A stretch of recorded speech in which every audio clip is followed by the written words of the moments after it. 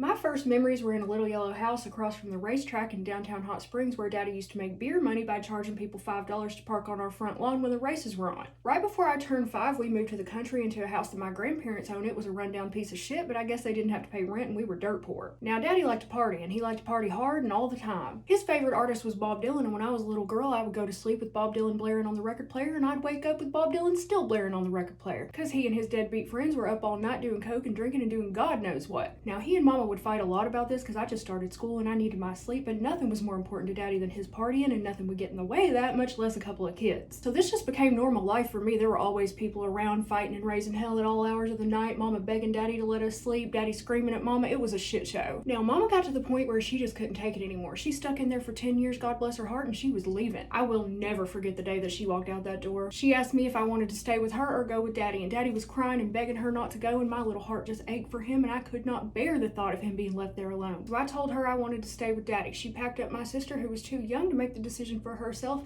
and she hugged me and kissed me and walked out the door, and I didn't see her again for years, though that was not her fault, but we'll get to that in another episode. And I still wonder to this day if I would have made a different decision in that moment, if I would have gone with my mama instead, how differently my life might have turned out. And I know that's a lot of responsibility to put on a 5-year-old child, but I have held that regret with me for 37 years. Now, this part got away from me a little bit, so join me for part 4 where I will tell you about Daddy's new wife and how we got my sister back.